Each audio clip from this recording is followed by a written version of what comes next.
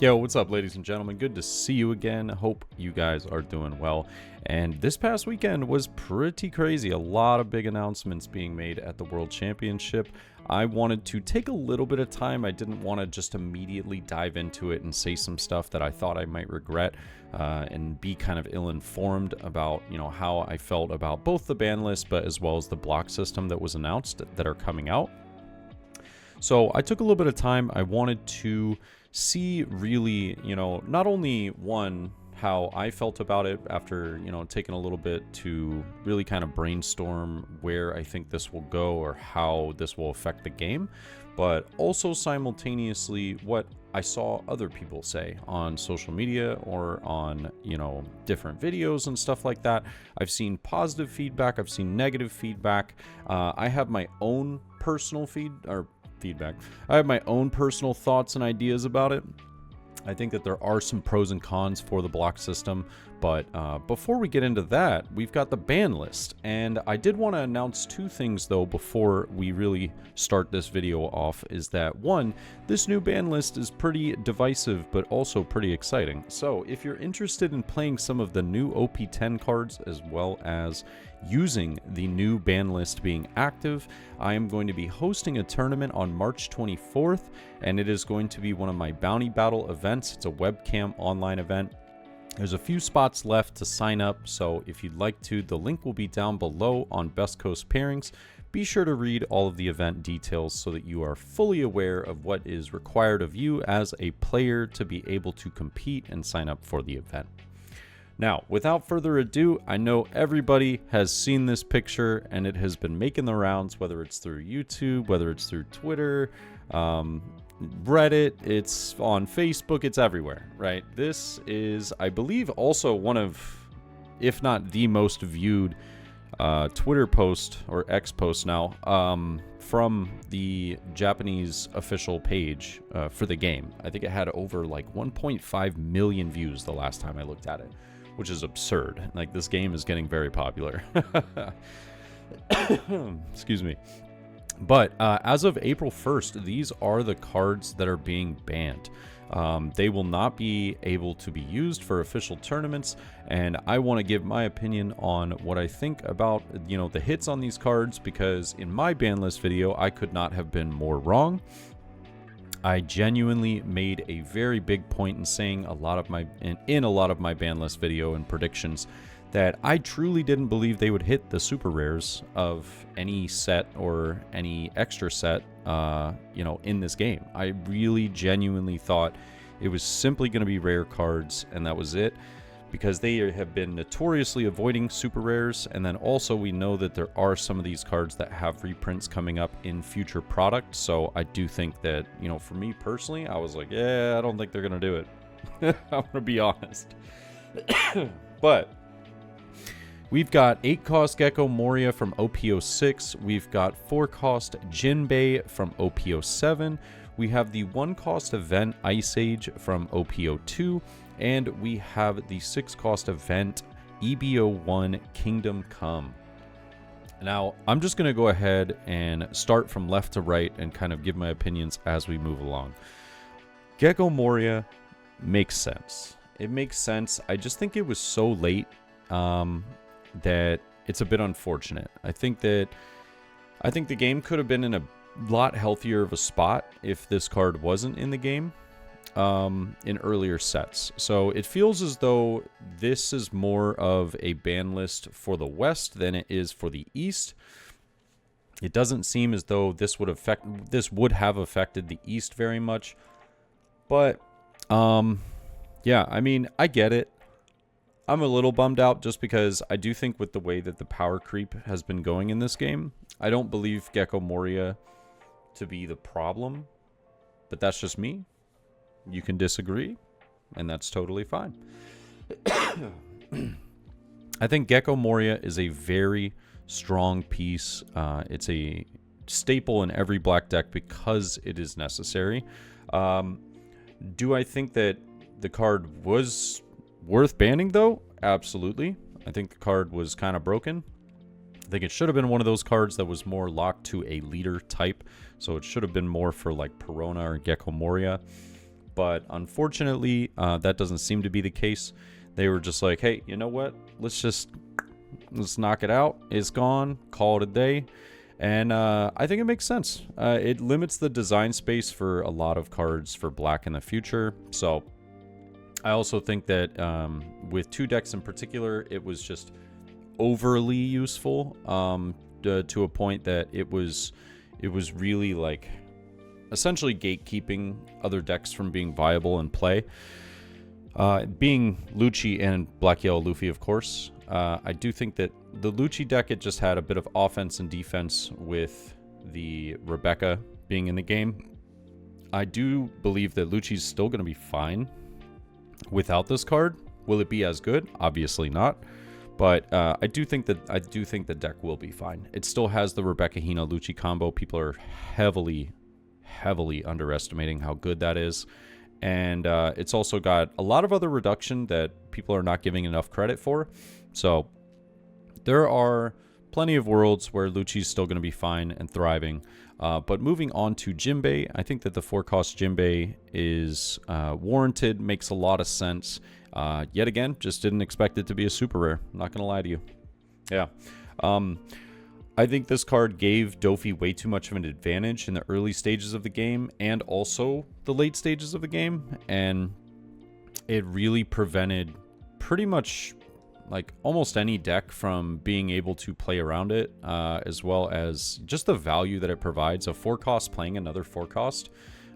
So developing a 5k body while also developing another 5 to 6k body, and it has 1k counter and is searchable for the archetype of the best deck in the format. It's a very ridiculously good card.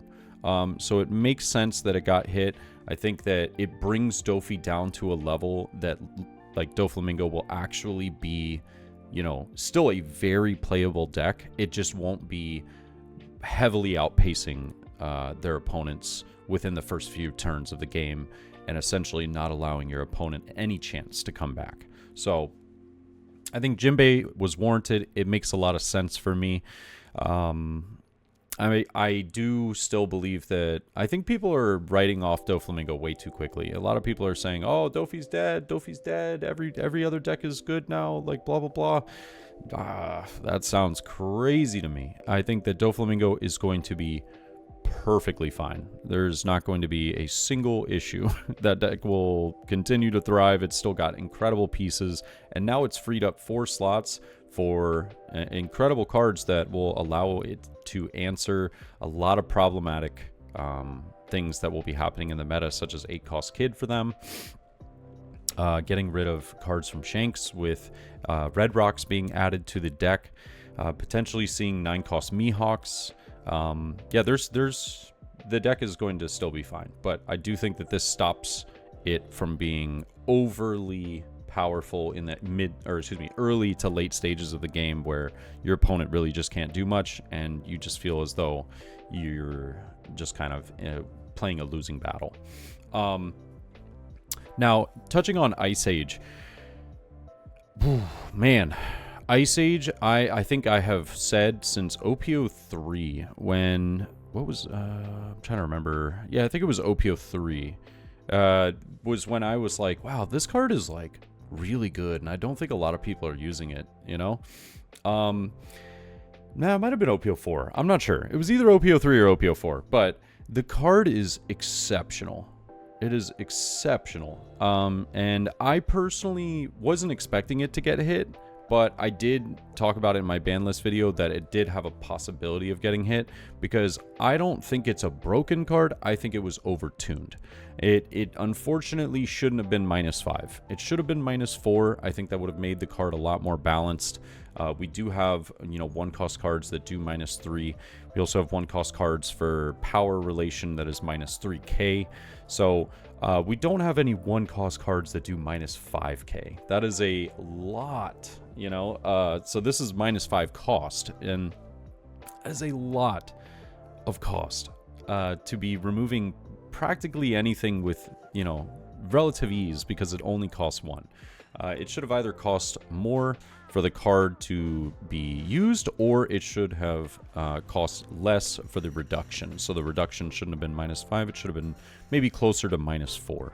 So this card makes a lot of sense to be banned. Unfortunately, though, I personally would like to see a reprint of this, or maybe something similar in the future that was -4 instead of -5. It would make a lot more sense, bringing the card back in what I believe should be its proper state. So massive hit, though, to black, losing both Moria and Ice Age. So this is, you know, I do still think that black is going to be viable, but will it be as good? Nowhere close. Not even close. These are two staples in basically every single black deck, and just losing these is going to see a massive change to the meta as far as what can be played now, because decks that were very susceptible to removal are now maybe back into the game. We also have what I think is the biggest stray ever. The event card EB01 Kingdom Come. That I would have never seen coming. I'm going to be honest with you. I think everybody feels the same way as well in a lot of sentiment. It just feels like very unnecessary. And this is coming from a guy that absolutely despises the color yellow. I just think that yellow not having this card really makes it difficult for dealing with, you know, very large bodies. There is not very strong top-end removal for yellow yet. Arguably the only card that yellow does have for top-end removal, and it's still very limited, is 8-cost Katakuri.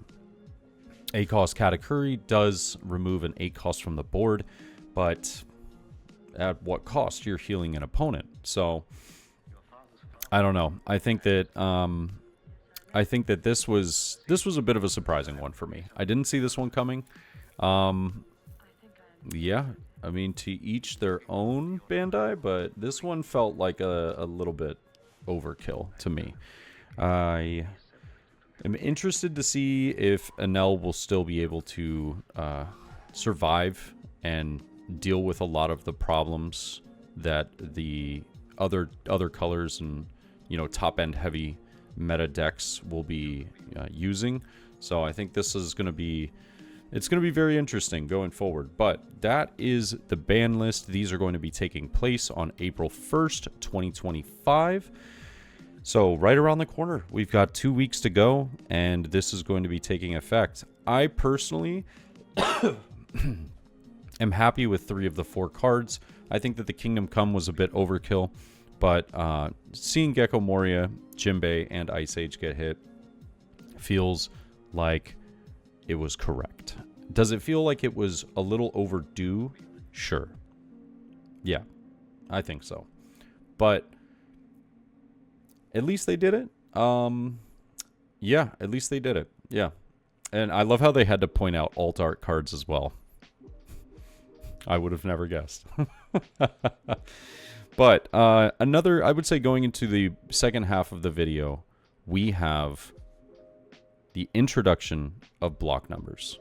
Now, block numbers aren't something new to this game. It's actually been in the game since the game first came out. I actually always wondered what it was, and I ended up looking it up in like OP01 under the official rules of the game, because I actually thought that it was like the wave 1 of a box. That's what I thought initially was, oh, it's got this one, that's wave 1, and then they're going to do wave 2, wave 3, stuff like that, so that you'll know that you have the original card. That's what I thought for the longest time.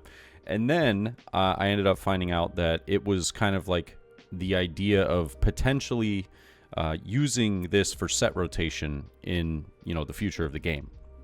And that is what they're going to do.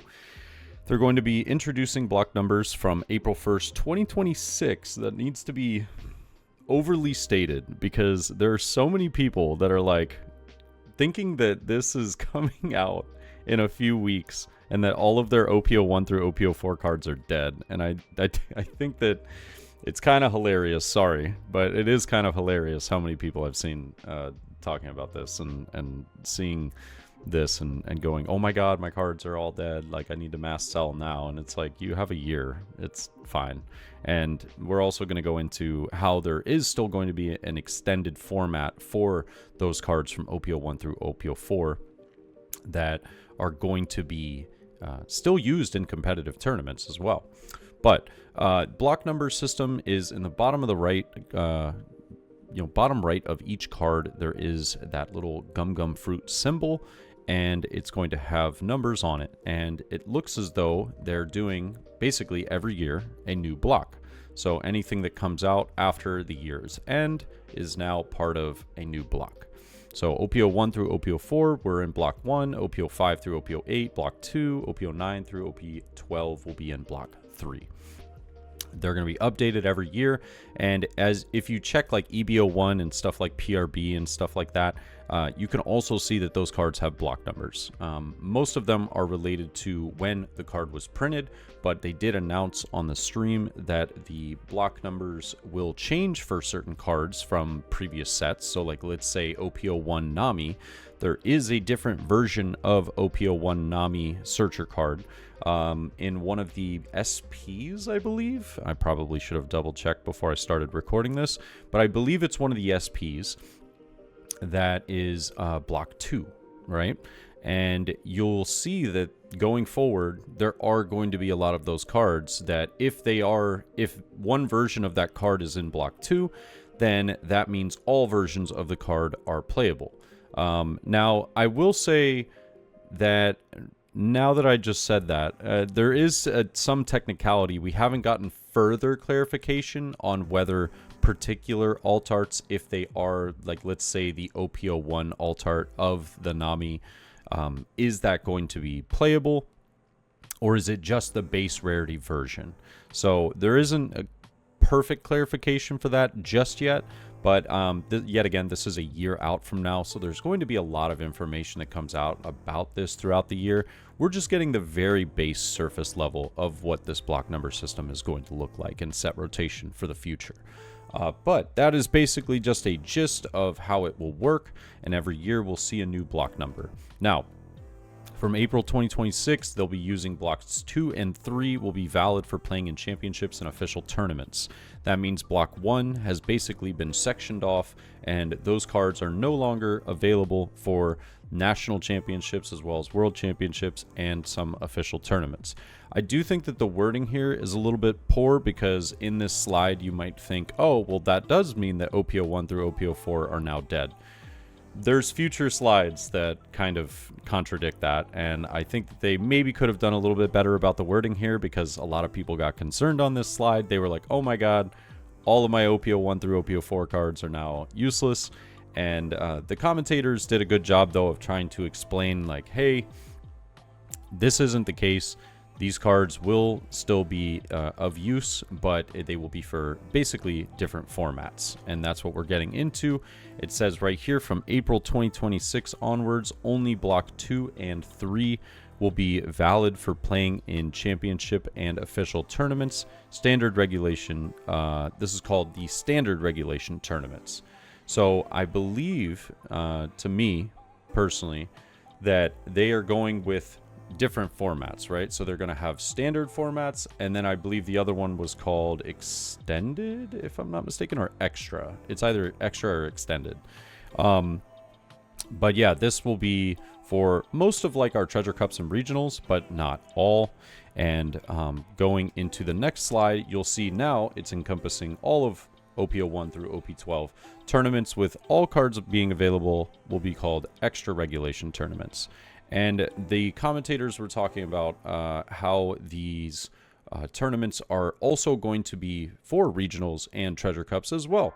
It's more or less, I would imagine, there's going to be less of the extra regulations for, the bigger events, but there will be some. And they're going to try and pull some of these different formats in with one another.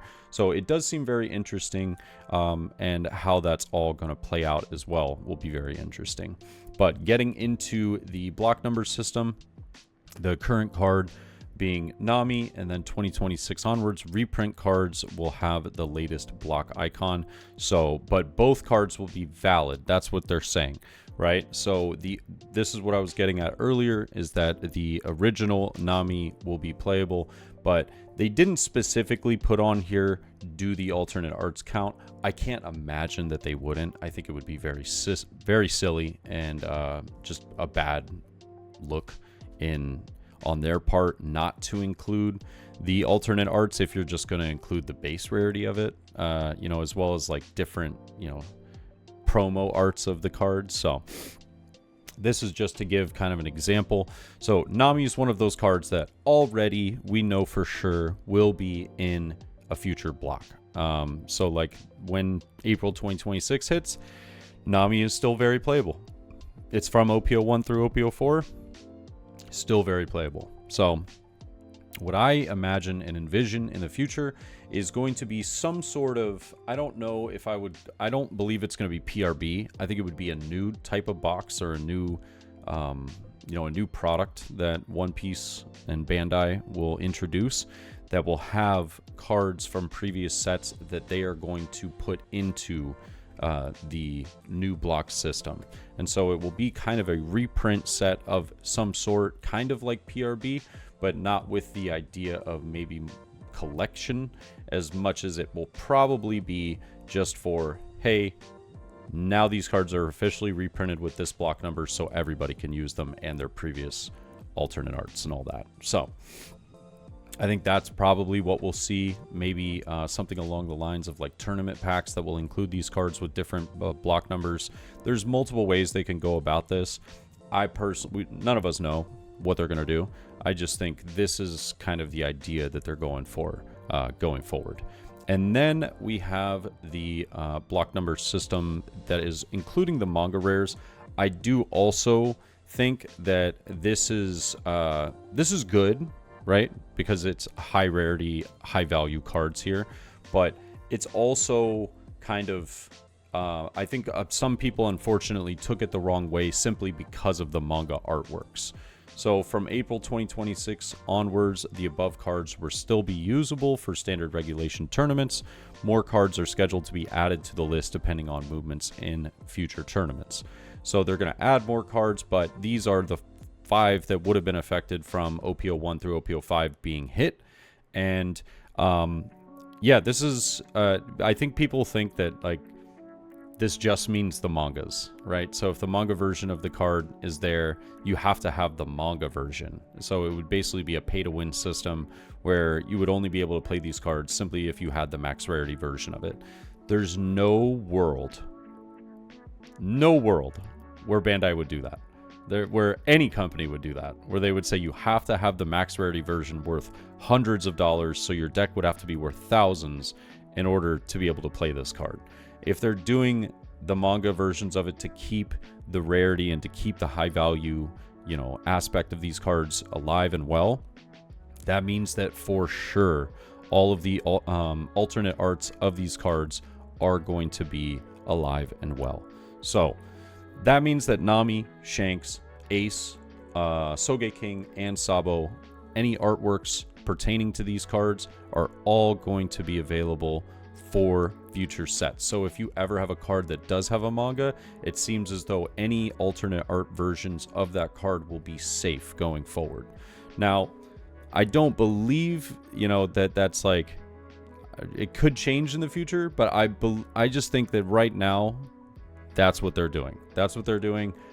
You know, I'm not sure if this is a permanent thing, but just know there's no shot that they're just getting rid of all the lower rarities of these and you have to play a max rarity deck. Like, that's crazy.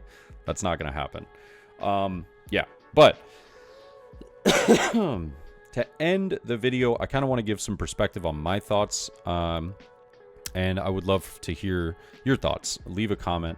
But this is what I think so far. I wrote down a little bit of a pros and a con list. And I also want to mention that the commentators did make a very good point during the live stream that Bandai is aware that there's going to be people that feel certain ways about this. So there was a mention of this not being permanent. This was this will go based off of customer feedback, how people like it, whether they enjoy it or not. They're just going to kind of play it by ear. But this is new to Bandai. Apparently, a lot of their other games, they never do sets or blocks and stuff like that, and apparently it ruined a lot of their games. I've heard that the longevity of other games such as Magic the Gathering, Pokemon, have really thrived in having set rotations and these kind of block number systems. So I do believe that there is some positives, but there also are some negatives to come from this. I'm not going to be one of those people that just thinks like, oh, this is all just great and we're living in a fantasy world. No, I think there are some things that personally, this is my first TCG, so I haven't experienced a set rotation from other games. But I believe that I can still, no matter what, see some negative aspects of this. But to go into the positive, the pros so far that I could think of and that I have seen a few people talk about is the fact that we're going to have new formats. I think that that's going to be really interesting. It's going to be very refreshing, very new. Just having a lot of different ways that we can build our decks and play the game that we love. I think that's great. That's a pro.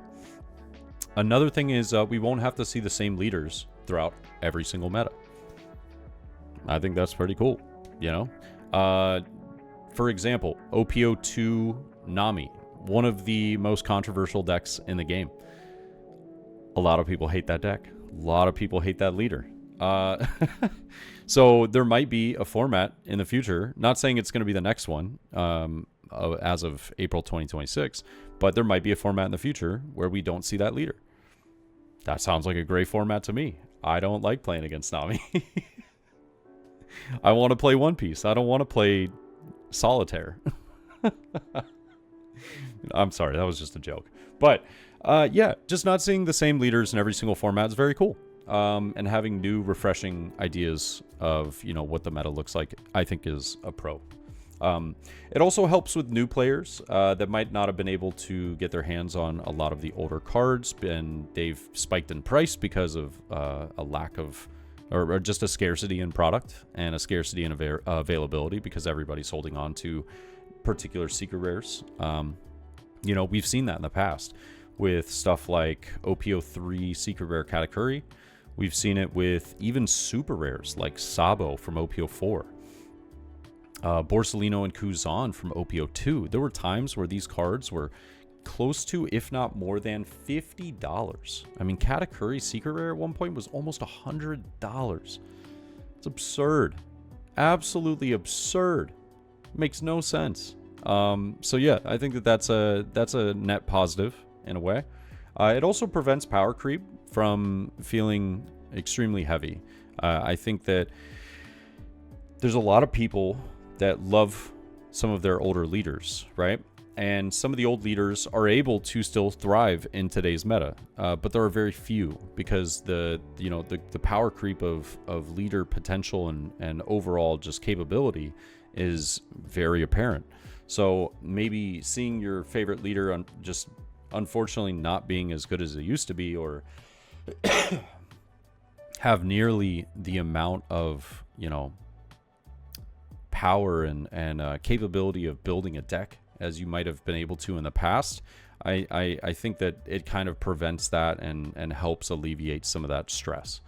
And then also, I think that this will most likely stop bans being commonplace. I think that with set rotation, we're going to probably get rid of cards that would have been very sticky in a unfiltered meta and cards that were very problematic. So it will kind of allow for maybe some of them to come back. Like, for example, Gecko Moria. I'm not saying this will happen. I'm not saying it will happen. I'm just saying this is an example. Gecko Moria recently just got banned, right? It might come back in April of 2026 because they're like, hey, you know what? It doesn't have the conjunction of Ice Age from OPO2. So maybe this card can be okay. Maybe we're all right with it. So then they let the card back in for the Block 2, Block 3 system that they have planned. And that would be pretty interesting. So I'm not fully sold on that, but I'm just saying it has potential. There is maybe something there. I'm kind of interested to see how that goes, but I don't know. I would love to hear what you guys think about it. Now, some of the cons that I have also thought about, I've also kind of looked into, and I've heard some people talking about as well, is that alt art collections of some cards can now only be played in the extra regulation tournaments. We don't know what that system's going to look like yet, right? So there are these talks about extra regulation tournaments, but how competitive are they? Are these just going to be like random locals? Are they going to be like sealed events and stuff? Well, it wouldn't be sealed, but like, you know what I mean? Like, is it going to be random, just like local events? Or is it going to be like the top tier regional treasure cups, 3v3s, you know, some of the new 2-on-2s, not buddy battle, but the 2-on-2. You know, there's a world where I think that they can kind of work harmoniously, but if they don't, then it seems as though a lot of collections of older alt art cards might not be worth anything. Now, that is something that I'm not trying to scare anyone. I'm just saying there is a chance of that based off of how they do this. It really is going to boil down to implementation on these events. There's a world where we might start seeing more events, which is amazing. We might start seeing more, like, twice as many events being held with more TOs and stuff like that, simply because they're going to have one series that's, hey, this is how you get invited to nationals and can go to worlds, but you can still win excellent prizing like top 8, top 16, top 64 in the extra regulation events, which allows for everything to be played. So you might see people kind of, you know, bounce between which ones they're going to be playing based off of how they want to build their decks, the alt art cards that they have, stuff like that. So could be a good thing, could be a bad thing, but I think one of the cons I saw was maybe some of the collections kind of, you know, losing some value or really not being worth anything. And then this, another con that I thought about was, I think this is going to have a major market impact on lower rarity cards. Not like your manga rares and stuff like that, but potentially the SPs. Those are rare. They're very rare, but they're not like manga rares and stuff like that. If SPs are being printed into this game, they're massively valuable.